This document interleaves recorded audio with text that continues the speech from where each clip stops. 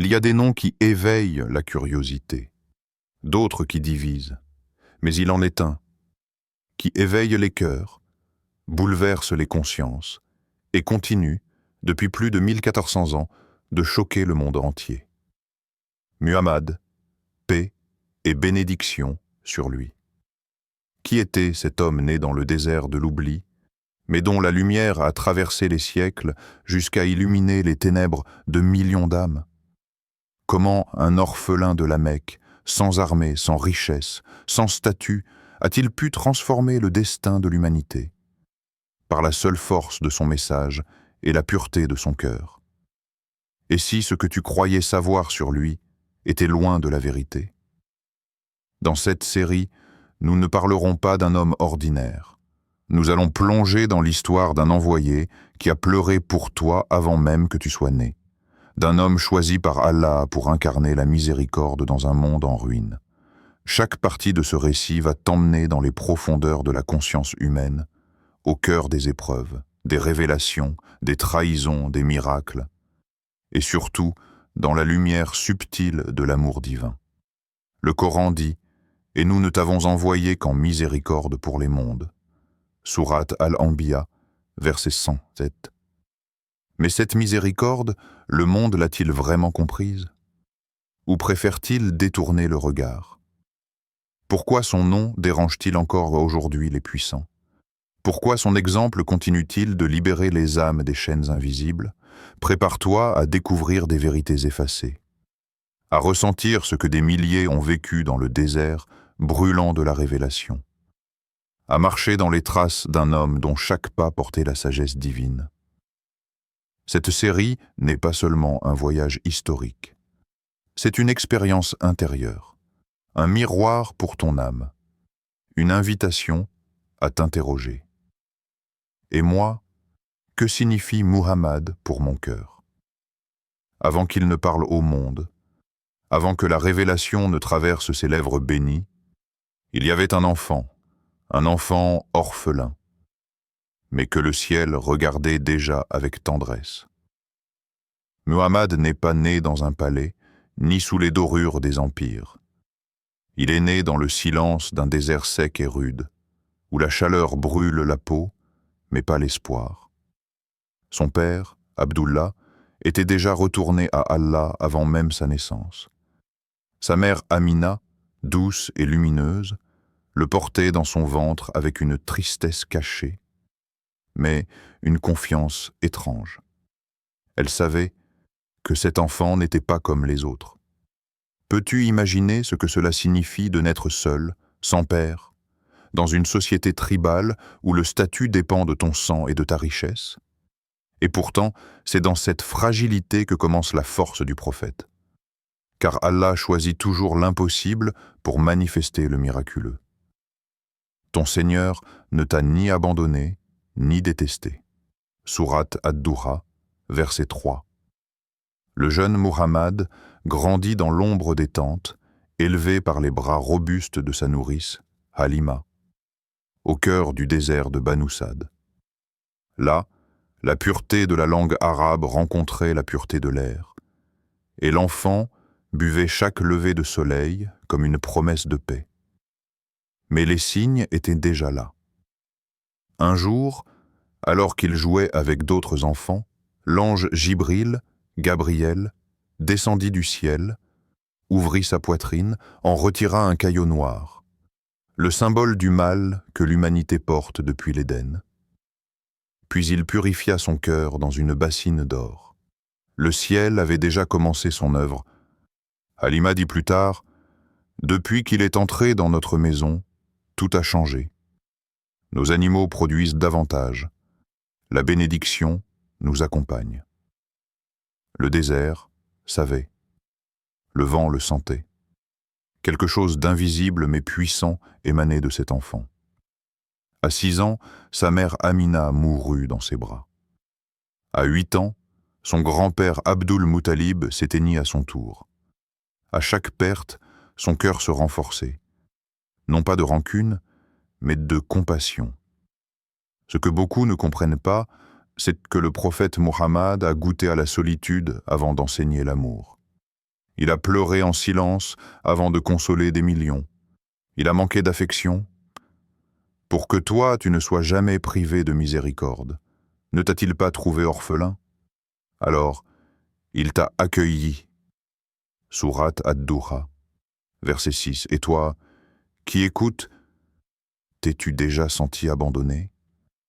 As-tu déjà eu l'impression que personne ne te voyait, que ta souffrance ne comptait pas? Souviens-toi de l'enfant Muhammad, qui a grandi sans parents, mais avec le regard d'Allah posé sur lui. Car ce n'est pas la foule qui élève un être, c'est le souffle divin qui le façonne dans le secret. C'est dans ce vide affectif, dans ce manque, dans cette pauvreté apparente, qu'Allah a sculpté l'un des cœurs les plus tendres que la terre ait portés. Le monde regardait un orphelin, mais les cieux voyaient un messager, un rahma, une miséricorde pour les mondes.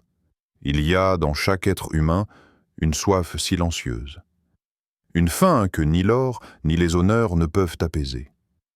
Le jeune Muhammad avait cette soif, non pas de richesse ou de domination, mais de vérité. Il n'avait ni trône, ni fortune. Mais son regard transperçait les illusions du monde. Il observait les idoles que les Quraysh vénéraient, les injustices criantes, les cœurs enfermés dans le culte de la pierre. Et au fond de lui, quelque chose disait « ce n'est pas ça ». Et pourtant, il ne jugeait pas. Il aidait, il respectait, il écoutait.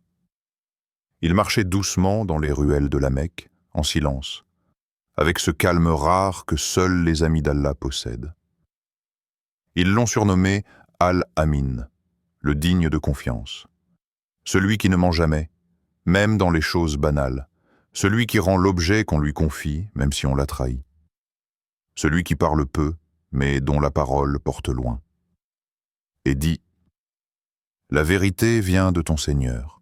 Sourate Al-Kahf, versets 29 à 25 ans, ont une femme noble et respectée, Khadija bint Khuwaylid, le remarque pour son honnêteté dans le commerce.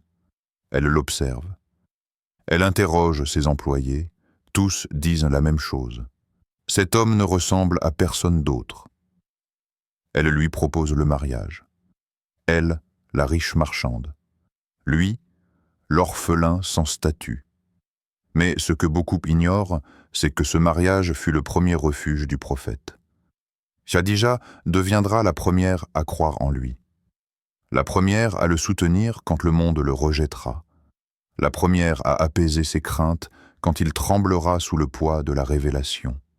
Et surtout, la première à reconnaître sa lumière. Dans cette vie mondaine où les gens cherchent à paraître, Muhammad cherchait à se retirer. Il passait des nuits entières dans la grotte de Hira, au sommet de la montagne, regardant les étoiles, cherchant une voix, un signe, une réponse. As-tu déjà eu ce besoin de solitude, ce moment où tu sens que le bruit du monde t'éloigne de toi-même? Le prophète vivait cette tension. Un cœur parmi les hommes, mais une âme tournée vers le ciel. Et pourtant, la Mecque ne le comprenait pas. Il était respecté mais pas écouté, aimé mais incompris. N'ont-ils pas réfléchi? Il n'y a point de folie en leurs compagnons. Il n'est qu'un avertisseur clair. Sourate Al-Araf, verset 184. Avant même la prophétie, il ressentait déjà le fardeau d'un monde malade. Il voyait l'avidité, l'orgueil, le mépris des faibles. Il voyait les petites filles enterrées vivantes, les pauvres méprisés, les esclaves traités comme du bétail. Mais au lieu de s'insurger dans la colère, il pleurait dans le silence. Il déposait sa douleur dans la nuit. Il se préparait à recevoir le plus lourd des messages. Et toi, aujourd'hui, t'arrive-t-il de ressentir cette étrangeté intérieure? Comme si tu vivais dans un monde qui ne te comprend pas? Sache que tu n'es pas seul. Le dernier messager d'Allah, paix sur lui, a lui aussi été un étranger dans son propre peuple. Et c'est précisément dans cet isolement que l'appel du ciel s'est approché. Le jeune homme silencieux de la Mecque allait bientôt devenir le porte-voix de l'éternité. Il est des nuits qui passent, et il en est d'autres, qui marquent l'histoire pour l'éternité. Cette nuit-là, les étoiles semblaient ne retenir leur souffle. Le désert s'était tu, et le cœur du messager battait plus fort que jamais.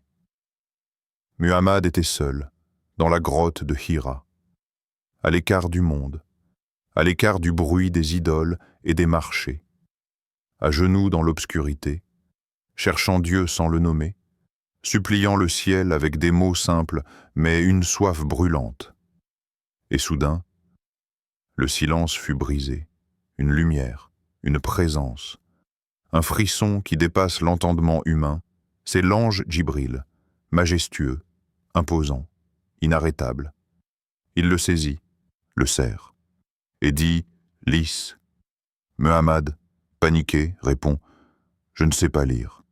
Encore, une deuxième fois, puis une troisième. Le cœur du désert tremble. La voix s'élève, grave, immense, infinie, lisse, au nom de ton Seigneur qui a créé l'homme d'une adhérence. Lisse. Ton Seigneur est le très noble qui a enseigné par la plume, a enseigné à l'homme ce qu'il ne savait pas. Sourate Al-Alaq, verset 1-5. Le monde venait de changer, à jamais. La parole d'Allah venait de descendre, sur un homme qui ne savait ni lire, ni écrire, mais dont le cœur était le plus pur des réceptacles. Il descendit en courant, tremblant, bouleversé. Son corps frissonnait. Il dit à Khadija, d'une voix cassée, « Couvrez-moi, couvrez-moi ». Elle le prit dans ses bras, et dans ce geste simple, elle porta, sans le savoir, le poids de l'humanité entière. Puis elle dit, « Jamais Allah ne t'abandonnera. Tu aides les pauvres, tu soutiens les orphelins, tu es bon envers tout. Ce que tu as vu n'est pas un mal. » Elle le conduisit vers son cousin Waraka ibn Naoufal, un sage chrétien, qui, après avoir écouté son récit, dit avec certitude « C'est le même Namus, ange, qui est venu à Moïse. Tu es le prophète de ce peuple. Et toi, as-tu déjà été saisi par une vérité si forte qu'elle bouleversait ton être entier? As-tu déjà ressenti que quelque chose d'invisible t'appelait, t'invitait à te lever? Ce n'est pas de l'imagination, c'est Allah qui appelle ses serviteurs comme il a appelé Muhammad. Et il t'a enseigné ce que tu ne savais pas. La grâce d'Allah sur toi est immense. Sourate An-Nisa, verset 113. La première révélation n'est pas un simple moment de lecture. C'est le moment où la lumière a transpercé le voile de l'oubli. Le moment où l'histoire des hommes a basculé. Le moment où la vérité s'est incarnée dans la voix d'un homme tremblant, mais destiné à élever les cœurs jusqu'au ciel. Et depuis ce jour, plus rien ne sera jamais pareil. La terre avait entendu le ciel, et le ciel avait choisi un homme. La vérité, elle ne dérange que ceux qui vivent dans le mensonge. Et quand Muhammad a commencé à parler, à inviter, à appeler les cœurs vers l'unique, les masques sont tombés. Les puissants ont tremblé. Les idoles de pierre ne parlécissaient pas. Mais ceux qui les défendaient, eux, hurlaient. La Mecque n'était pas prête. Elle ne voulait pas de ce message. Un Dieu unique, l'égalité entre l'esclave et le noble, l'interdiction de l'usure, le respect des femmes, l'arrêt de l'infanticide, la fin des privilèges, non, c'était trop. Ils veulent éteindre la lumière d'Allah avec leur bouche, mais Allah parachèvera sa lumière, même si les mécréants détestent. Sourate As-Saf, verset 8. Ils ont tout essayé, la moquerie, les pressions, les menaces, les chantages. Mais la lumière qui était descendue dans le cœur du prophète ne pouvait plus être contenue. Il n'était plus seul. Bilal, l'esclave abyssinien, avait répondu. Il criait « Ahad, Ahad !» pendant qu'on lui écrasait le dos contre des pierres brûlantes. Il ne pliait pas. Soumaïa, une femme, une simple femme, mais la première martyre de l'islam, percée par une lance, pour avoir dit « Mon Seigneur est Allah ». Yassir, son mari, torturé à mort. Le prophète leur disait « Patience, ô famille de Yassir, car votre rendez-vous est au paradis. » Et toi, qu'es-tu prêt à perdre pour dire la vérité? Qu'as-tu sacrifié pour rester fidèle à Allah? Le messager ne possédait ni armée, ni fortune, mais il portait la parole d'Allah. Et cela suffisait pour faire vaciller tout un système fondé sur le mensonge et l'exploitation. Un jour, les chefs mécois vinrent trouver son oncle, Abu Talib. Dis-lui d'arrêter. Nous lui donnerons l'or, les femmes, le pouvoir. Mais Mohammed répondit, par Allah, même s'il mettait le soleil dans ma main droite et la lune dans ma main gauche, je n'abandonnerai pas cette mission, jusqu'à ce qu'Allah la fasse triompher ou que je périsse pour elle. Sudi.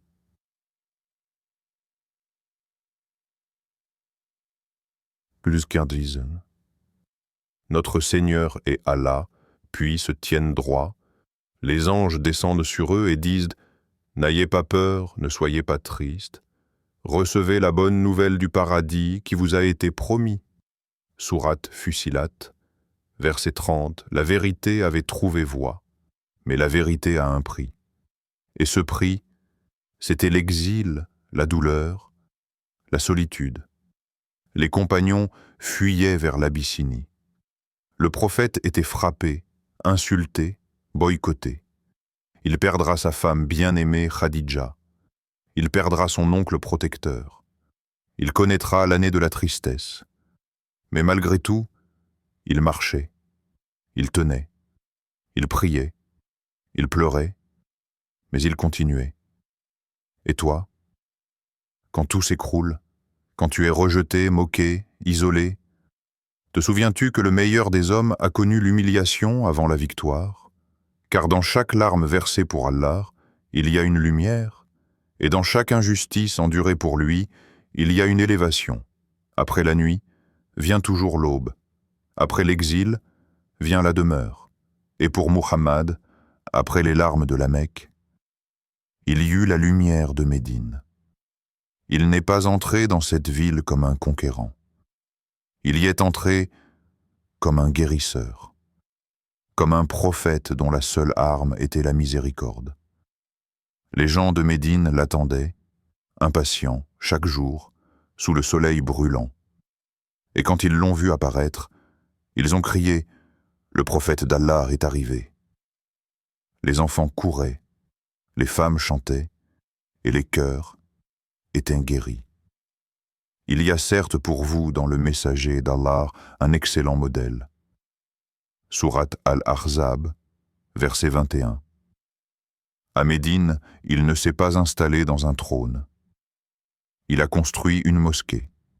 Et dans cette mosquée, il priait avec les pauvres, les faibles, les anciens esclaves, les tribus ennemies devenues frères. Il fonda une nation de cœur, une fraternité guidée non par la force, mais par le rappel d'Allah. Et pourtant, les ennemis n'avaient pas disparu.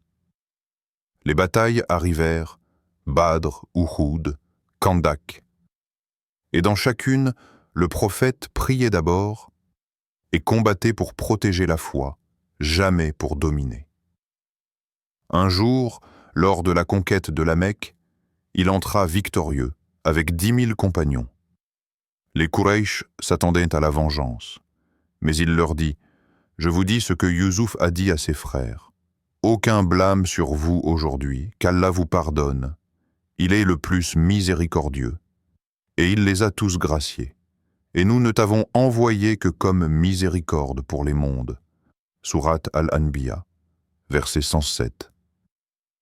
La Mecque fut libérée non par l'épée, mais par la miséricorde. Mais le prophète savait que sa mission touchait à sa fin. À Arafat, il donna son dernier sermon. « Ô peuple, écoutez-moi. Peut-être que je ne vous reverrai plus après cette année, Et il parla des femmes, des pauvres, des droits, de l'égalité.